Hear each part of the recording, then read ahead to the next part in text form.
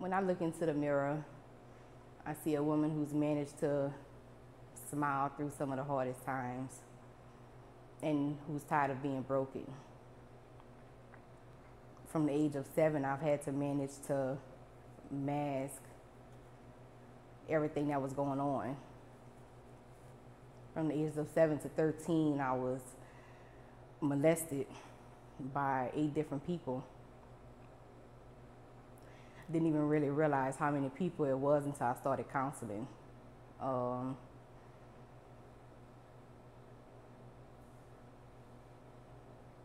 The 7th person ended up being my mom's ex-boyfriend. He's the one I lost my virginity to.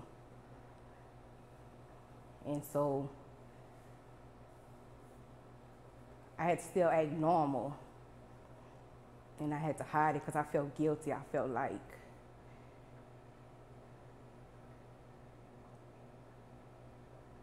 that was something that I participated in.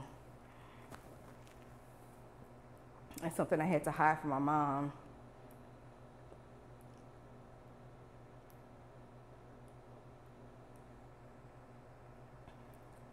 And I realized later, well, through counseling, that by the time he came along, I was already conditioned to think that that was normal. You know, I normalized that dysfunction. My dad wasn't really there. He was kind of in and out. I didn't really see him too often, and he would promise to come and would never make it. So I didn't really know what love was, especially not from a man. And so I found love within sex. That's what I thought it was anyway. So I found my value at, that's where my worth was at. And then at 17, I ended up in a relationship with the first person that came along that wanted me as their girlfriend, you know. I never had that before. I didn't understand what it meant, but I thought that was love. We ended up having my daughter whenever I was 19. And that's when I realized what true love was. That's when I had a reason. That's when I had a purpose. That's when I realized I had to do everything I could to keep her from having that same story. And that relationship, it was really toxic. It was toxic. It was all over the place, but I stayed in it. We ended up getting married because I just thought that us getting married, it was going to fix everything. Once we signed that paper and put the rings on, everything was going to change. It was going to fix everything. But I dealt with a lot. I dealt with a lot of infidelity and just disrespect, and it was just all over the place. And I stayed in it for a long time just because I wanted my daughter to have a 2-parent home. I didn't want to break that up for her. But it kept getting worse and worse, and I realized I started counting down how many years I had until she turned 18. And I was just so unhappy. And finally, I just decided that I couldn't do it anymore, so I filed for divorce. And then once I did that, I had to start working 2 jobs and still trying to be a mother to her. And then I managed to buy my first home, which I felt like I was showing her, you know, the way to go. I don't know. I'm just trying to learn me now. I'm trying to figure out how I'm supposed to be, what I'm supposed to be, what's going to really truly make me happy.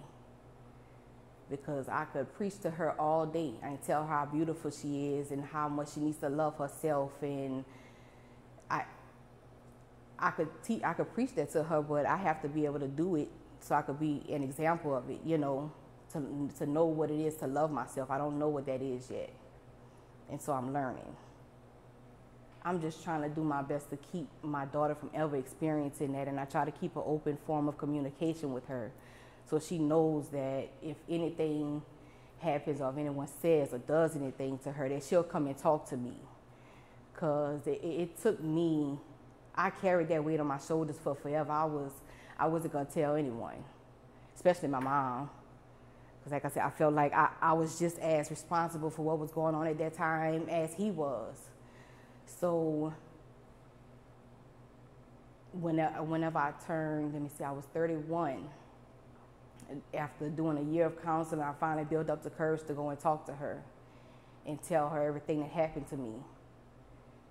And that took such a weight off of my shoulders, because I was worried that she was going to be upset with me. I didn't know what she was going to say. Of course, we always think the worst. We always think the worst, you know.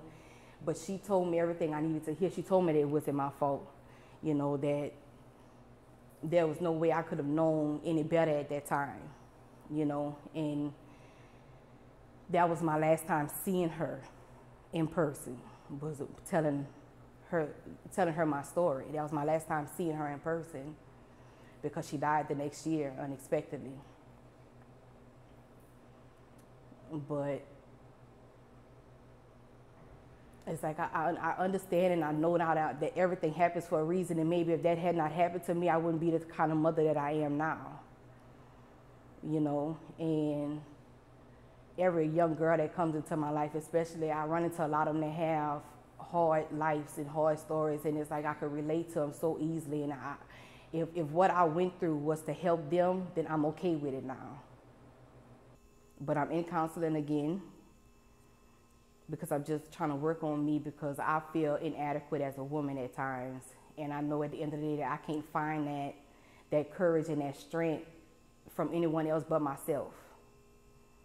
I have to find that within me. So that's what I'm currently working on it. I can't say I'm there yet. I'm far from it, but I'm working on it. I know at first I was like, there's many other people that have gone through what I've gone through, so I'm not anything special. You know, what's the point of me saying anything? And then I realized that me not saying anything, I was harboring it, and it did more damage to myself than anything. And I took that out in many other ways. You know, like I became very promiscuous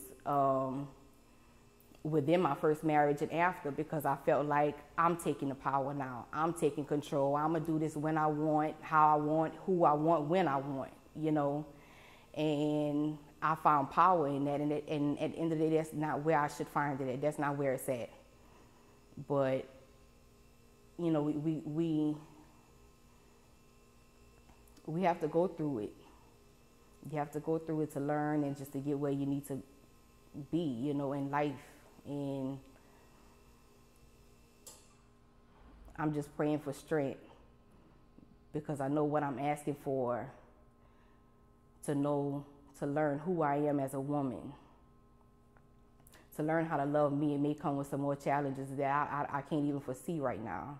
But I'm just praying for strength right now, and that's all, basically.